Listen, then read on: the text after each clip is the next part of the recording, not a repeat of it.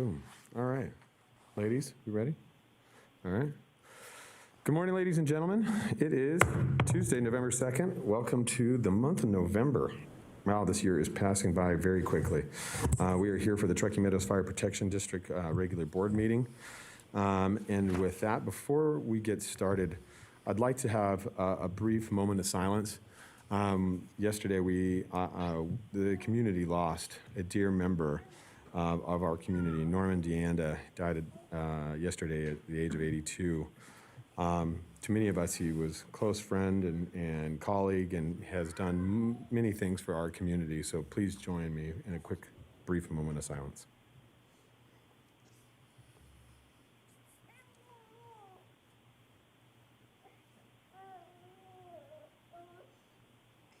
Thank you, everybody. All right, Chief, will you lead us in the salute to the flag this morning? Absolutely. I pledge allegiance to the flag of the United States of America and to the republic for which it stands, one nation, under God, indivisible, with liberty and justice for all. Thank you, Chief. Madam Clerk, can I have a roll call, please? Bob Lucy, Chair. Here. Von Hartung, Vice Chair. here. Alexis Hill. Here. Kitty Jung via phone. Present. Jeannie Herman. Here. Fire Chief Charles Moore. Here. Deputy District Attorney Wade Karner. Here. And I'm Chief Deputy Clerk Kathy Smith. Sir, you have a quorum. Thank you, Madam Clerk. I appreciate that. Chief, that brings us to item 3, public comment. Thank you, Mr. Chairman. Item 3 is public comment. Comment heard under this item will be limited to 3 minutes per person and may pertain to matters both on and off the Board of Fire Commissioners' agenda. District will also hear public comment during individual action items. With comment limited to 3 minutes per person, comments are to be made to the Board of Fire Commissioners as a whole. Fantastic. Madam Clerk, do you have any public comments signed in this morning? No one has signed in. All right. Seeing no public comment, we'll close public comment and bring it back to the board. Mr. Chairman, Yes, Madam Commissioner. I can't hear you guys. You're going in and out, and so I'm going to peace out. You don't need my vote for any of this, and there's nothing controversial. Understood. So I'm just going to go. We have some audio issues, Understood. and I'd rather let you guys do your business and wish you all my best. Thank you, dear. Hopefully, have a great day, and we'll talk with you later. You too. Thank you. Bye-bye. Okay. Bye. So let the record show that Commissioner Jung did drop off at 10:02. And so we are on to item 4, Chief. This is Commissioners and Fire Chiefs announcements. Mr. Chairman, I just wanted to make special mention of item D in the consent items. We will not have our regular board meeting on the first Tuesday, but we'll move that just before the commissioners meeting. The only item that we'll have is receipt of the audit, review of the audit. So I didn't think I wanted to drag you in here for just one item. Perfect. Perfect. Thank you. All right. Commissioners, do I have anything else from anybody else? Vice Chairman. Thank you, Mr. Chairman. As many of you who may work in Spanish Springs, or even those of you who work on the Mount Rose Highway, NDOT has decided to change the ASWS, the Advanced Signal Warning Systems, on both Pyramid and Mount Rose to make them constantly flashing. I actually believe that we've trained people to see them flash as the signal is going to turn. NDOT claims that it's a safety issue, yet we've not had major accidents at those intersections. And so I'm terribly concerned about this change. They are claiming that they're following the, let me think about it, the MUTDCD. Yes. Yes, that's it. The what is it? The Manual on Uniform Traffic Control Devices. Across the nation, they're making these changes, and so therefore it must be good for Washoe County. Mr. Chairman, what I'm asking for, and I know that the certain firefighters at station, now 46, was 17, wrote a letter with respect to some issues that they had on Calle de la Plata. I don't think that this is a good move, and I think it's a very dangerous move for Spanish Springs. And my hope is that NDOT will reconsider this. I don't know whether we need to take any action here yet, but I think it's something that because we're first responders. when there is an issue. And when they make these kinds of major changes, they're really not consulting the community. They just go out and do it. And I would remind us that those of you, again, who work on Pyramid Highway, they changed the speed limit from 45 to 55 without consulting Washoe County. There was no conversation with Washoe County whatsoever. And so, look, I'm sorry if anyone from NDOT is listening. This is a problem. And now here we are again, making changes in the community without community involvement, without community input, and citing safety issues when I think that my personal belief is that this is a solution looking for a problem. So maybe you and I can have a conversation with Mr. Chair along with the chief and maybe Chief Kukulis and just see what position we may ultimately want to take from the fire board's position. Thank you. Thank you, Vice Chairman. And we will talk to the chief and see what we can do about bringing that back and get some more information for everybody. One thing that I did want to bring up, Chief, that I feel is probably something that we need to be at least aware of and see the process. Washoe County School District is recommending or has a survey out, or I don't know where they are in the process, but discussions in regards to changing school times again. And a number of our schools, elementary, middle school, and high schools, are in areas that are very close to some of our stations that we are actually responsible for responding to.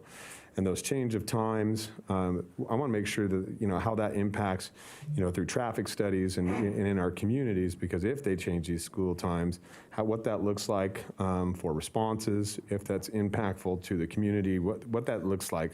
So I just want to be aware and kind of get some more information from the school district about where that is in the process, if that's a reality, if that's only for certain schools, but a little bit more detail as it impacts a number of our neighborhoods. And then if they're doing a blended schedule, how often are we going to have lots of traffic and how that could, and I think about Station 36 at Arrow Creek, with two schools, and actually three with one private school there that has a number of parental traffic. If they change that and have a flex schedule, how does that respond? How does that impact us? So I just want to look at those stations that are around some of those schools, and then I think that it should be important for all the schools, obviously, and all the departments to have that kind of discussion about impacts to the communities and what that looks like. So, All right. Can we do that, please? Yes, sir. All right, and commissioners, anything else? All right, seeing nothing further from any of the commissioners, we will close item 4. And we are on to item 5. This is a consent agenda. Commissioners, is there anything that anybody needs a further discussion on or anything specific that'd like to be talked about in discussion? Motion to approve. All right, I have a motion to approve. Do I have a second? Second. All right, I have a motion and a second. Madam Clerk, do I have any public comment on the consent agenda? We do not. All right, seeing no public comment, all those in favor signify by saying aye. Aye. Aye. All those opposed? Motion carries unanimously. All right, we are on to item 6. Mr. Chief. Mr. Chairman, we have some new firefighters to introduce to you and to give them their oath and also announce some promotions. So without further ado, I'll have my chiefs get this initiated. Marvelous. This is my favorite part. I always love welcoming new members to the family. Morning, Chief. Good morning. For the record, Joe Shum, Division Chief with Truckee Meadows Fire. I'm here this morning to present to you our 4 newest lateral hires that have joined Truckee Meadows ranks. Brief history, lateral hires, they save us about 12 weeks of academy time versus the entry-level firefighters. We do have 15 entry-level firefighters in the academy right now, but these 4 come to us with experience. So they went through a 4-week program, but at the end of that program, they met the same exit standards that the full recruit academy does. They did get a small ceremony back on the 21st when they finished that 4 weeks, but they're here today, and I'll have them come down and introduce them to you. First of all, we have Ryan Arnaud. So Ryan Combs was born in Roseville, California, but he grew up between Roseville and Maui, Hawaii. Rough life. Some that we all would aspire to have. He's a resident of Washoe County now for 13 years and began his career in 2014 over at the North Lyon County Fire Protection District. He worked up from being a volunteer to a full-time firefighter EMT and attended paramedic school through REMSA, getting his paramedic in 2020 before coming to Truckee Meadows. Next up, we have Kyle Brazil. Kyle was born in Pollock Pines, California. He moved to Reno in 2012 to study journalism at UNR. He worked as a whitewater raft guide before joining the Forest Service in 2015, where he worked on a hand crew at the Klamath National Forest Happy Camp. After graduation, he worked ski patrol and as an ER technician while obtaining his EMS certifications. Prior to TM, he worked full-time as a firefighter paramedic with North Lyon County and lives in Verdi with his fiancee, Brooke. Next up, Dan Taylor. He's worked pre-hospital since 2006. He prides himself as a lifelong learner and being quick to the apparatus bay. Prior to TM, he worked for 3 years at North Lyon County Fire Protection District.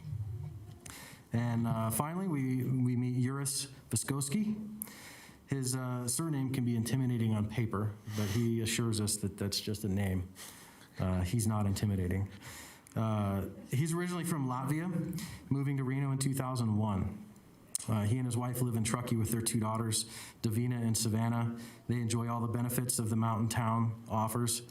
His career began in 2017 with CAL FIRE as a firefighter, and he received his EMS education through the Truckee Meadows Community College.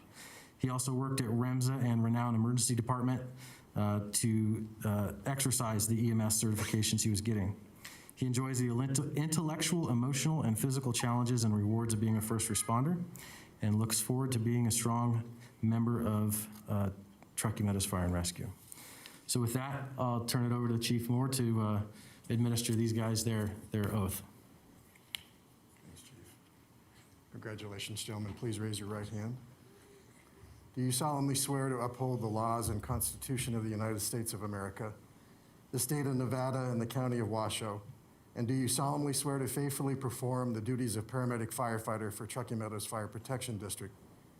Obey all policies and orders of the district to the best of your ability. To commit to excellence, service to your fellow firefighter and to the citizens of the district, and pledge to protect life and property in our community. If yes, please signify by saying, I do. I do. Congratulations. Thanks, Chief.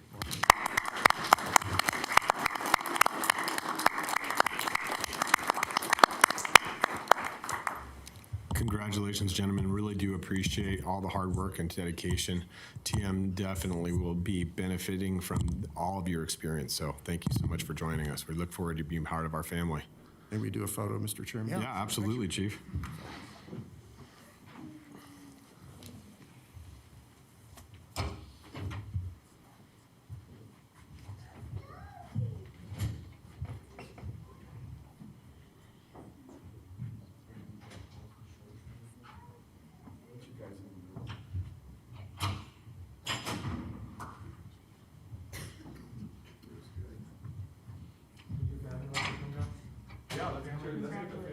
Thank you so much. Congratulations. I am very dear friends. It was Baltus Bucha from Latvia. Everything on Baltus. Get in there. Dylan?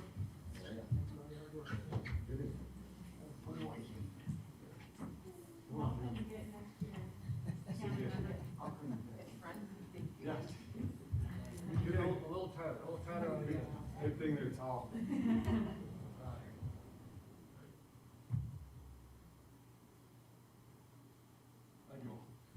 you. Thank you. Congratulations, guys.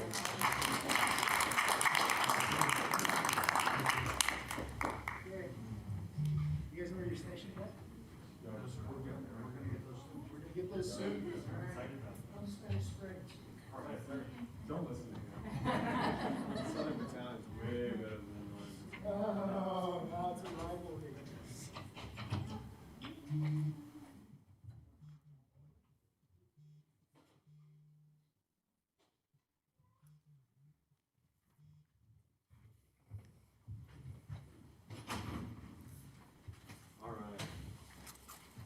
Chief, and it looks like we've got some promotions as well. We do. All right. Good morning, Commissioners, Chief Moore, and Mr. Chairman. For the record, Chris Kettering, Division Chief, Truckee Meadows. Today we have 2 engineer promotions to present to you, and we'll get started. First, we're going to do the promotion for Engineer Anthony Shiro.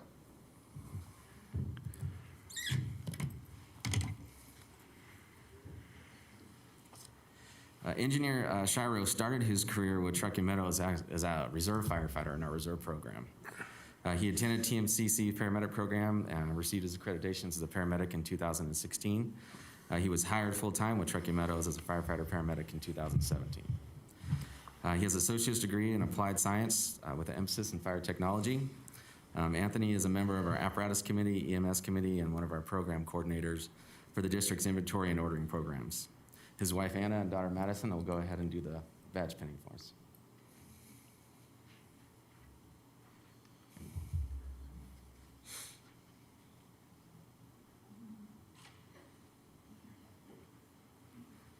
And Chief Shum's going to go ahead and present his new helmet shield.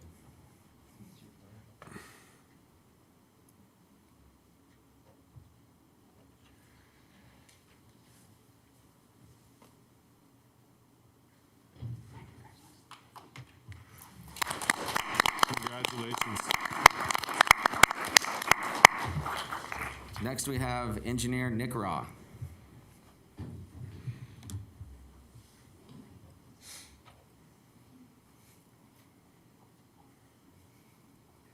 Engineer Raw started his career actually with North Lake Tahoe in 2008 with the Slide Mountain Hand Crew. Nick attended and graduated from UCLA's Daniel Freeman Paramedic School, worked for REMSA from 2009 to 2015 as a paramedic. In April of 2015, Nick was hired by Truckee Meadows as a firefighter-paramedic. Engineer Raw served as one of our paramedic preceptor programs. As you know, we put on 2 ambulances in the last year, and he had an integral part in training some of those individuals with that program. His wife Emily is going to pin him today.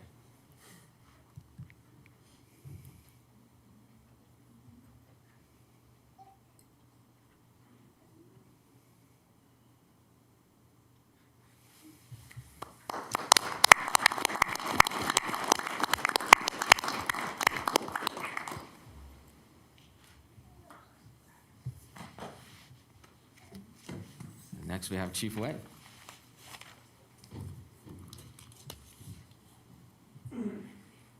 Welcome, Chief Way. Good morning, Dale Way, Deputy Chief Fire Prevention, and we're going to have this promotion for Matt Womack, if you would come down, and his wife Chelsea will be pinning the badge.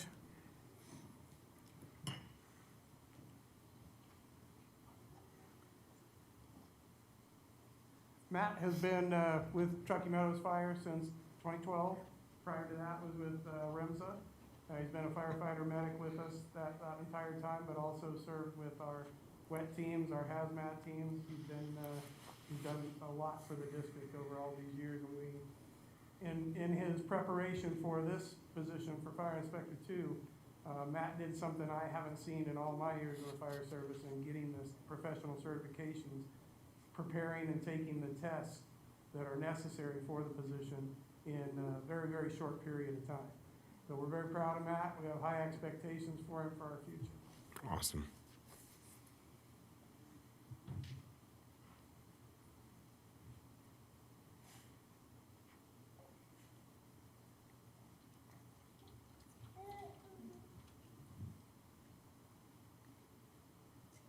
Awesome.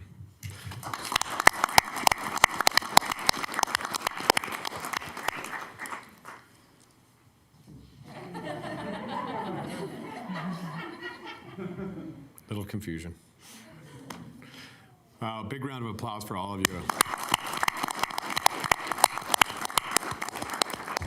And honestly, when I say it, I mean it. This is probably my favorite part, or my favorite item, every meeting we get to do this, because this is something that this board has come a long way since the inspiration of the Truckee Meadows Fire Protection District. We have always felt that the growth within our family makes us stronger, and to see people promote people to lateral into our group just shows that it is really the frontline staff that makes the difference of our community, and it's you that are out there every day representing us. It's not the chiefs, it's not the commissioners, it's their frontline staff that make sure that everybody is taken care of, and it's because of you and your dedication that this is really an amazing organization. So thank you. Big round of applause for all of you. All right, with that, we are on to another one of my favorite things. Mr. Smallcomb's here. Chris, come on down. You're going to tell us what the weather looks like for this winter. This is item 7. This is the National Weather Service 2021-2022 Winter Outlook presented by Chris Smallcomb, who is always perfect at this. I do try to come. Now, you know, the badge pinning, that was so awesome to see. I agree. It does bring back memories, though, of when I'm pinning on race bibs before my race is at 4 in the morning, and I stab myself one every 2 times. So I was like, ooh. All right, Chris Smallcomb with the National Weather Service in Reno for the record. So what I'm going to do is talk about where we've been and where we're going. Drought, everything seemingly was on fire or covered in smoke this summer. It was way too hot and dry. So is the winter going to save us all? And maybe we've had a little tasty taste of that a week ago. There I am running in Golden Eagle on a day that was probably way too smoky to be out there. But admittedly, my standards for what constitutes runnable air quality have changed over the last couple of years. So this last summer, it certainly was a hot one here in Reno, 77.4. So that's the average of all the highs and lows for June, July, and August. That sets a new standard, new record high, dating back to 1893 for the hottest summer on record. Also had the largest number of 100-degree days at 22 at the airport. And honestly, it would have been even more if we hadn't had some of those really thick smoke days in August, especially, that kept temperatures a little bit cooler. And it was across the entire western U.S. This was not just a Reno Tahoe thing. This is across the western U.S. All that dark, dark red that you see there set records for the warmest summer, June, July, and August on record. And any of you who have friends or family in the Pacific Northwest can attest to that as well with their pretty crazy heat wave they had in late June and early July. I mean, who'd have think that Portland, Oregon would hit 117, which ties what Las Vegas's all-time record high is. So that's just a really stunning stat there. All right, smoke season. You know, through about mid-July, everything's sort of hunky-dory, normal summer, and then we entered what seems to be our new 5th season here the last couple of years is smoke season. Of course, 2 years does not make a trend, but it does make one wonder, is this sort of the new normal? And, you know, admittedly, you know, when somebody like me who needs to be outside a lot and enjoys the outdoors like many of us do, you know, you start having all these irrational thoughts of like, can I live here anymore and things like this, you know, all this smoke. But, you know, we'll just see how things go over the coming years. So know that you're not alone if you've had those same thoughts that I have.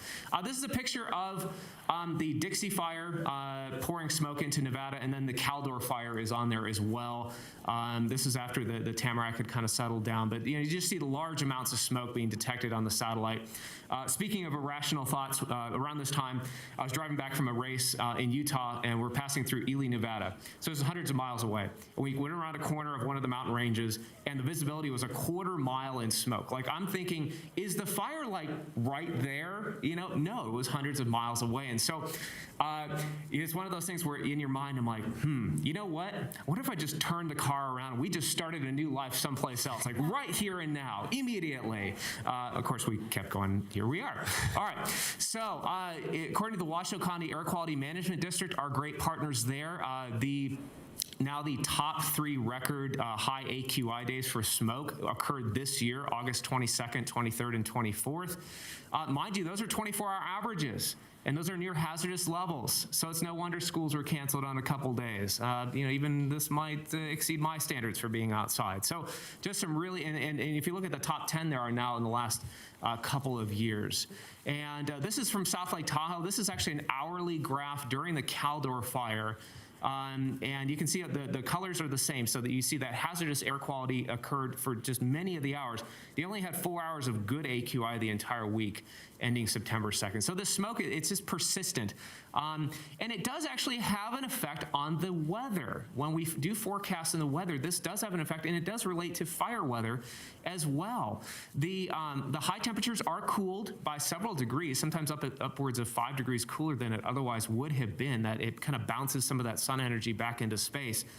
But oddly enough, at night, the overnight lows do stay the same. The energy coming off the planet back into space when we're cooling at night actually passes right through that smoke as if it weren't there. So as a result, you have a smaller spread between the high temperatures and the lows. And that, among other things, acts to limit how strong those zephyr winds in the afternoon get. The temperature contrast between Nevada and the Sierra is more limited during these dense smoke days. So on a couple of the days where we did issue red flag warnings, the smoke was thick enough that it kept us from hitting those critical levels on the wind. So if you're looking for silver lining, I guess, it kept us from having maybe as many red flag days in Reno, Sparks, Washoe County as we otherwise would have had. All right.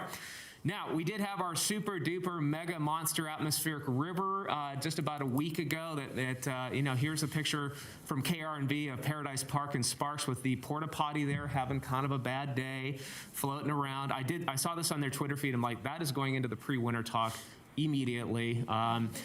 And here's a picture I took. I was on the way down to Mammoth to do a talk down there about the winter outlook. And these are just some flooded fields in the Carson Valley near Genoa. Just really kind of a scenic fall picture, except, of course, all the water in the fields there. So this storm really switched our environment quite rapidly. And so you see all the water there, and that kind of is a little bit of a prelude to some of my other remarks that, we might have to be a little bit more on our toes with regards to flooding going into this winter. So there's the storm there on satellite. You can see that pinwheel shape of the storm. As a meteorology student, you could write a textbook on just this satellite image alone. There's so much going on. But focus on the pinwheel. That's the storm that brought everything to us. You might have heard the term bomb cyclone. With this one, it just means it intensifies and deepens rapidly.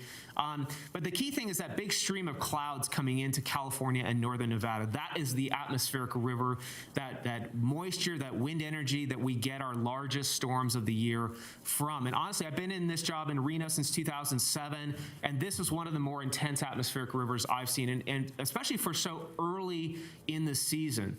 You all remember the 2017 floods in January and February. Those were atmospheric rivers, and those were of comparable intensity to this one. But to have one in late October is something that's a bit special, and it did bring a lot of moisture to the area. So I kind of call it hitting the environmental reset button. Drought is still there, but man, boy, it kind of just, everybody took a little sigh of relief when this storm happened. Lake Tahoe rose about a half a foot. Now, that may not seem like a whole lot, but mind you, it's a 191 square mile lake. This is the 8th time in 121 years of record that Tahoe has seen a net rise in October. Again, it tells you how unusual this storm was for this early in the winter season.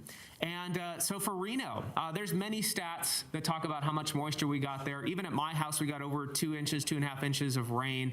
But at the Reno airport, 2.92 inches. Out by Verdi, close to 8 inches of rain fell. And so this 2.92 at the Reno airport almost matches the entire amount we got for the 12-month period ending in September for that water year, just over 3 inches, which actually ended up being the third driest water year on record for Reno. So that, just amazing. Just one storm produces as much rain as we got in an entire water year. So does this help the drought? This is a question I'm getting quite a bit. And yes, it does, but we need more storms.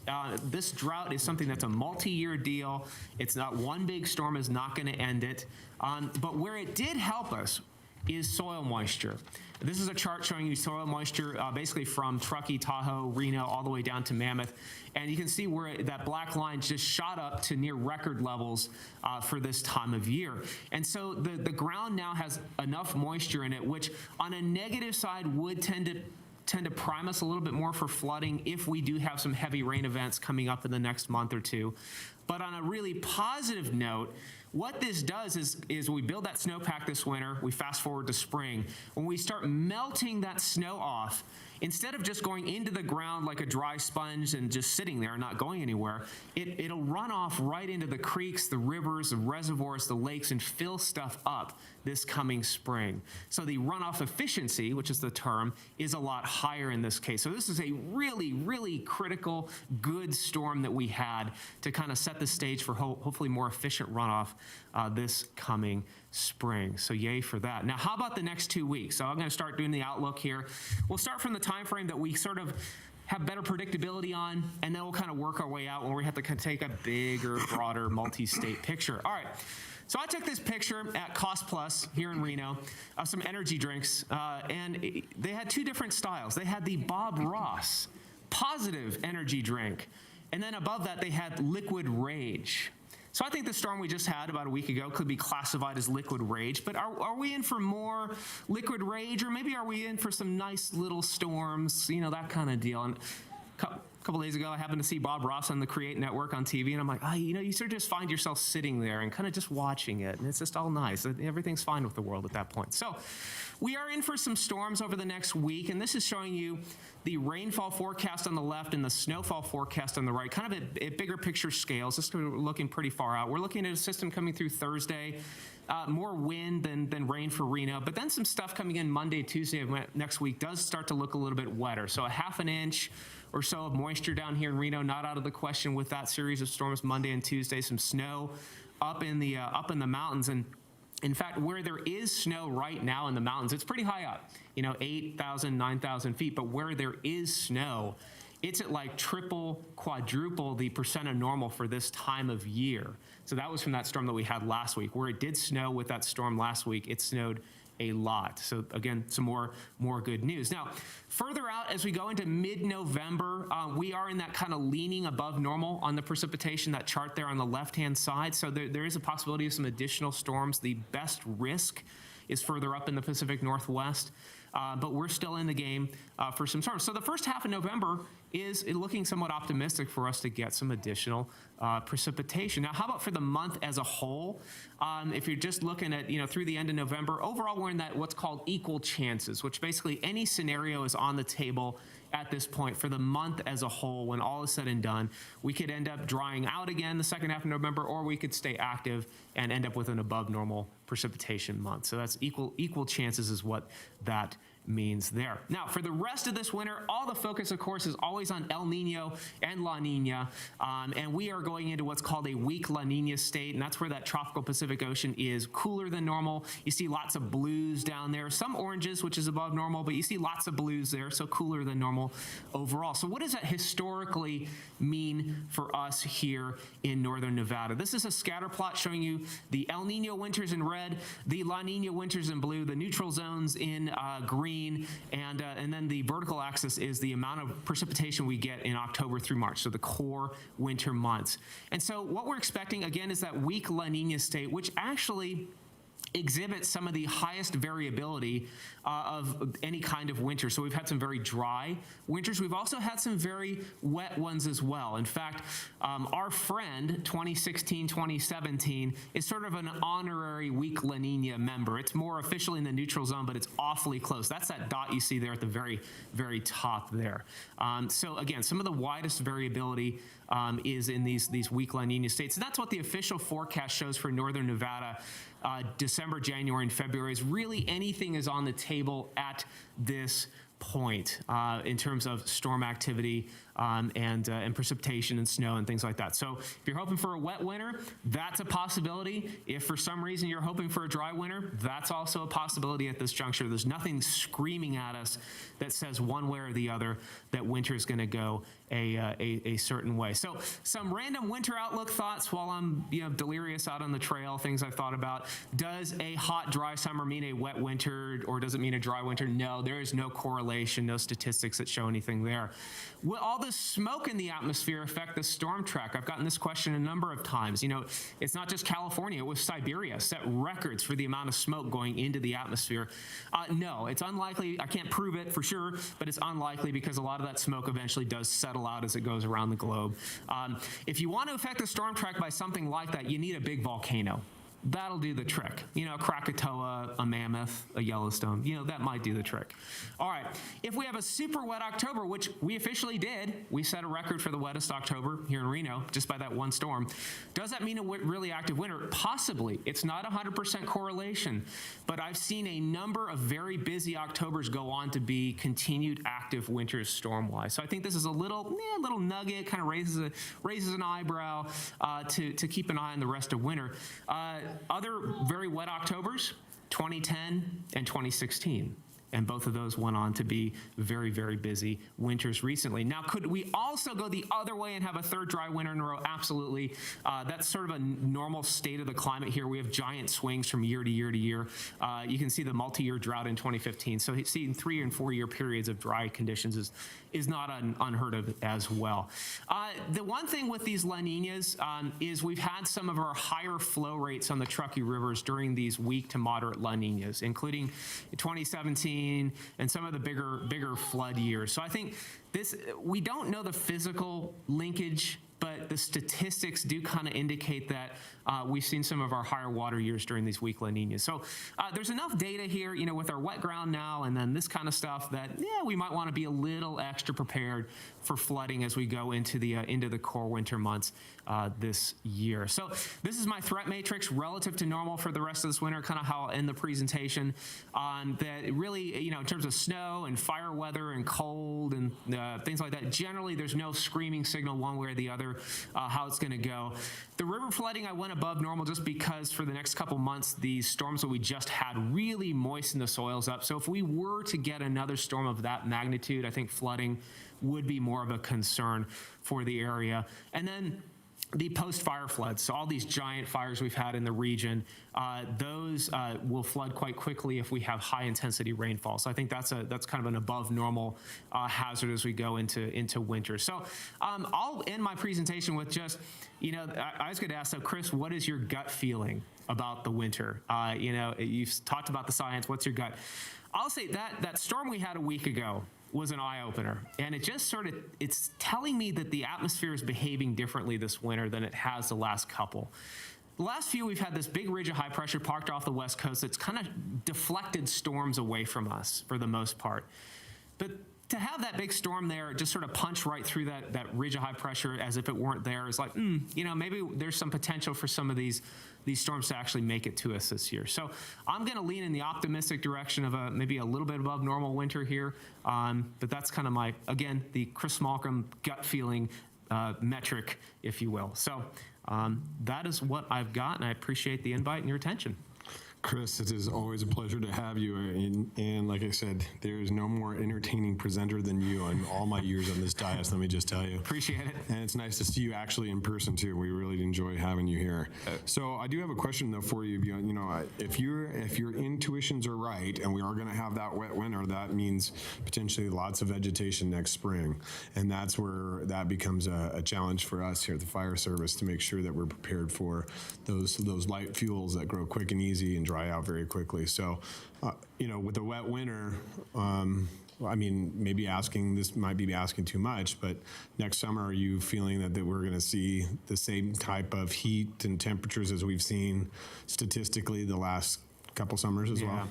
So, you know, if we end up with a wet winter, which is still an if, but if we do, that does tend to grow more of that grass crop in Nevada and western Nevada. And so when we have the really wet winters, the Sierra tends to be kind of quiet fire-wise, but it's the lower elevations that get busy in terms of fire. So I think that is a concern, and I don't see a reason for summer being any necessarily cooler than normal, put it that way. So I think average to above average is always the safe bet at this juncture.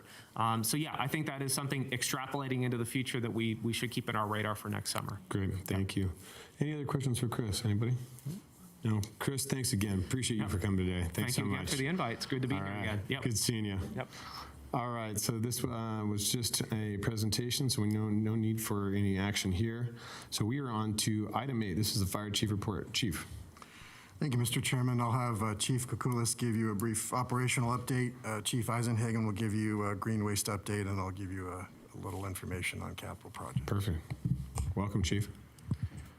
Good morning, everyone. For the record, Alex Kukulis, Deputy Fire Chief. So lots of undertakings going on throughout the district. I'll just kind of touch on the two kind of big ones going on. That'd be the dispatch transition to REMSA and our ambulance program. So on the first dispatch, I think we've been reporting to you each month. Things have been on track. We had originally said when this board directed us to make the move, we'd go between October 1 and January 1. I've got Captain Ackerson, who's been doing a yeoman's job making this happen, as well as all the REMSA staff who've been fully engaged on this. So all of the equipment is just about installed. We're pretty much at the point where I think we're waiting on one more piece of software to be up and running, and then we are into the testing phase. So we've decided January 1's, that particular day is not a good day to make the transition, given that it's a weekend and a holiday weekend on top of that. So we want to make sure all hands are on deck with staff and supporting that. So we're probably looking at mid-December to make that transition. We're meeting with Washoe County dispatch staff here in the next 10 days or so, and announcing to all of our partners once we get a pretty pinned down date. So, but that's generally where we're tracking. Everything looks good, on budget, and functional. So I'm pleased with the progress thus far. So, switching over to the ambulance business, as you know, we've had Medic 30 in Washoe Valley and Medic 45 in Sun Valley operating for almost a year now. With the agreement that we entered into, this board entered into in September, we expanded that to Spanish Springs. Of course, we needed to make some additions to the station there to accommodate the added staff, as well as hire and train the staff. As you saw earlier, we just got a part of that group trained up with the remaining 15 in the academy. But we're at a point now where we do have a little more bandwidth, so we are, I want to preface this as, still evaluating, but we may look at putting Medic 46 in service within the next 2 to 4 weeks. However, we can't put it in Spanish Springs 24 hours a day, given that we don't have the renovations complete at the station. So one of the options is to run Medic 45 and 46 out of the Sun Valley station. They may be out, Medic 46 may be out in Spanish Springs during at least the daytime hours, so that they're there. But either way, REMS has been using Medic 45 to run more and more increasingly both to the west into Golden Valley and into Spanish Springs pretty regularly. So that one unit right now is handling a pretty big load. So adding in the second unit will allow them to kind of alternate and disperse some of that workload and reduce response times and transport times. And that's, once we get the renovations done to the station, then that unit will officially move out to Spanish Springs permanently. So that's where we're at with those things. I'll let you know once we decide officially on the date that we'll make that transition. But Great.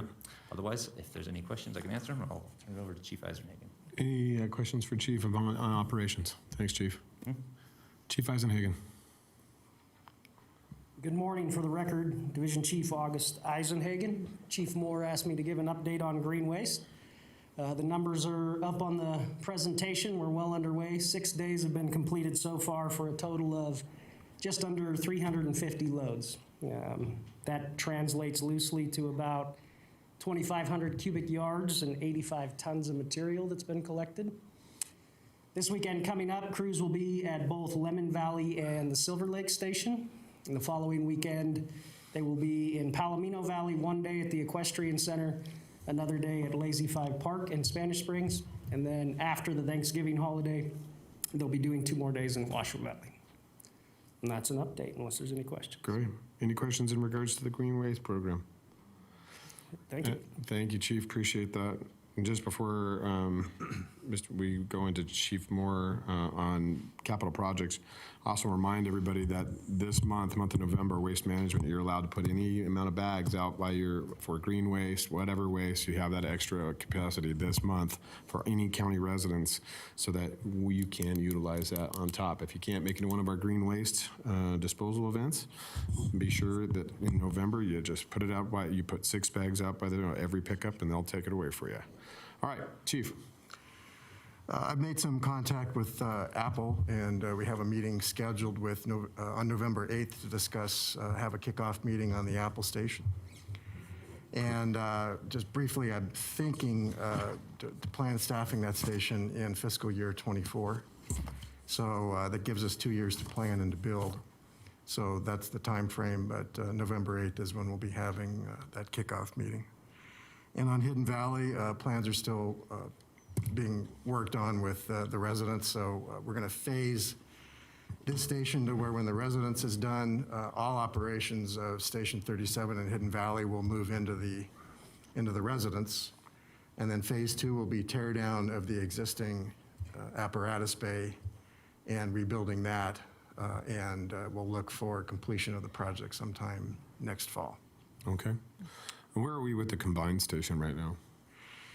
We have selected an architect. Washoe County Capital Projects did a selection process to pick the architect, and I'm just waiting for some capacity with Capital Projects to get that kicked off. Okay. And we should be getting going with design on that, I think, well, as soon as we get a proposal, I'd say December, January. And then we closed, and then we also closed escrow, I believe, on the property out in Sparks. Is that correct? We did on Pyramid Highway last meeting. The board authorized purchase of 10 acres, 2 miles north of the existing fire station. So that's locked up. I did have some communication from NDOT. It's worth mentioning that they will work with us on an exclusive egress point from that lot onto Pyramid Highway. So I'm talking to them about when they do improvements to Pyramid Highway that we have some traffic control and or decel lanes for that station. So no, there were some concerns about how we get in and out of that station, but NDOT believes that it's not going to be a problem for us to have exclusive access just for the fire station. Well, I think the Vice Chairman and I have some conversations that need to be had with NDOT in regards to Mount Rose Highway and Pyramid, so that'd be one of them that we'll continue to make sure that they follow through on, so. Yeah, anything further, Chief? Unless you have questions on item B, that's the... Vice Chairman, I have you signed in. Thank you, Mr. Chair. So, Chief, the station out at Apple, Apple has agreed to put in a 2-bay station? Yes. And do we have it in our budget to increase that up to potentially, and I'm going to call it a 4-bay station? I mean, right now, what you have in Spanish Springs is you have an issue with an ambulance. And if we decide that, and I think it would be wise, given the amount of growth that could potentially, that is going to happen. It's not could potentially, but will happen in the East Truckee Canyon in future years. I think it would be wise for us to be able to house an ambulance there also. To answer your question, Mr. Vice Chair, it's not in the budget because the construction is at least a year to 18 months. But it is the thought budget. Let's put it that way. In my radar to add, as Right. you've mentioned, we certainly budget for that once we get the project going in the program to add an additional bay, possibly even additional crew quarters for the ambulance. And if my crystal ball is never clear, but what I would say is that there's going to be some real need in the future out in the East Truckee Canyon. There's just no question of it. I mean, we're seeing greater and greater and greater numbers travel that corridor every day. The feds know, NDOT knows that corridor needs to be widened, or we need to have some other form of transit through the East Truckee Canyon to move people back and forth. The chairman has worked diligently on a lands bill, which if we can just get some of it, if we can get even a small amount out in the East Truckee Canyon, which Sparks is very interested in, there's going to be a huge need. There's going to be a need, and I think that we're on the forefront of this, and I commend you, Chief, for keeping us on track with the Apple station, and not allowing them to just cash us out, because the station's going to be worth more than the cash will in the future. Apple has responded very positively to my request to meet, so they're excited to get the project going as well.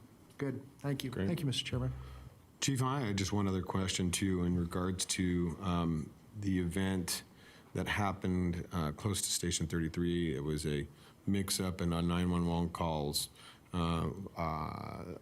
in September in regards to a structure fire that was improperly dispatched. Have those issues been rectified with the city of Reno? And are we, I mean, I did see the correspondence. Is there anything that you can add to that or no at this time? Well, I'm waiting for Chief Cochran to respond back to me, and when he does, then I'll have a meeting with him, with his city manager, and with Manager Brown. Okay. I think what we need to do is, we've been talking about this for years, is expand the automatic aid areas and change some dispatch processes where all the information goes back and forth more timely. So we're still on 2016 automatic aid areas, even though we've moved, what used to be the old Station 14 is now 33. We haven't revised those areas. And there's great potential around the Stead Fire Station for us to answer calls for the city and for the city to answer calls for us in Upper Lemon Valley. So that is on my agenda, and I'll just have to wait to see what the city's response will be. Okay, great. Thank you. All right, anything further from any of the commissioners? All right, seeing none, we will close that and move on. We are on to item 9. So, Chief. Thank you, Mr. Chairman. This is a recommendation to accept a sub-grant funding from NDF to create defensible space and a fuel break around Pebble Creek community. If you'd like a presentation, Chief Eisenhagen could certainly make that. If not, it's really just to accept funds for us to be able to do some fuels work. Well, I think this is great. Commissioners, is there any need for a presentation from Chief Eisenhagen? No, Mr. Right. Chairman, if I may. Looking for a motion, Vice Chairman. I just I'll make a motion to approve this, but I have a question, Chief. It says all commission districts, but yet it lists Pebble Creek, which is obviously District 4. Okay. Just a question. Does this pertain to other places? Is this sub-grant going to be used in other places, or it will all be used for Pebble Creek? I'll let Chief Eisenhagen answer that. Again, Chief August Eisenhagen, for the record. We have several sub-grant awards that we've accepted through NDF. This specific one is only for Pebble Creek. Okay, good. Yeah, no, it's a great need out there. I mean, that's wonderful. I look forward to working with those homeowners out there. Motion to approve. All right. Second, and congratulations on also using matching funds from NV Energy. Is really smart. So you guys know your grants. I'm impressed. All right. So I've got a motion and a second. Do I have any public comment on this? Seeing no public comment on this item, I will call for the vote. All those in favor signify by saying aye. Aye. Aye. All those opposed, motion carries unanimously with all commissioners voting. All right, Chief, item 10. Thank you, Mr. Chairman. Item 10 is renewal of the health benefits program for district employees. The good news is benefits are the same and the cost is less, about $170,000 less than the previous year. So we had quite a bit less usage of the plan, which is why we've are able to see a discount. But I do want to give a shout out to LP Insurance, who helped, excuse me, getting all choked up over saving $170,000. I get choked up over that too, Chief. So you don't want to see the things that make him cry. No, you don't. They did a very good job in brokering this, and we provided the different quotes, but I don't see any reason why we would want to change plans given everything stays the same at less money. We do appreciate our partnership with LP Insurance. They have always done very good work for us and diligently trying to save us money. And congratulations to all the men and women of our organization that did not use ours, that allowed us to get that $170,000 savings. So that's great. All right. If there's no further discussion on this, Madam Clerk, is there any public comment? There is none. Seeing no public comment, I'm looking for a motion to approve. So moved. I have a motion. And I have a second from Commissioner Herman. I'll call for the vote. All those in favor signify by saying aye. Aye. Aye. Place your votes and confirm your votes on the screen. Motion carries unanimously with all commissioners voting. All right. That takes us to our item 11. This is our final commissioners and fire chiefs announcements. Chief, you have anything further? No, sir. All right. Commissioners? Going once, twice, 3 times. All right. Madam Clerk, do I have any public comment? This is our final public comment. We do not. All right. Seeing no public comment, ladies and gentlemen, thank you very much for coming today. We're adjourned.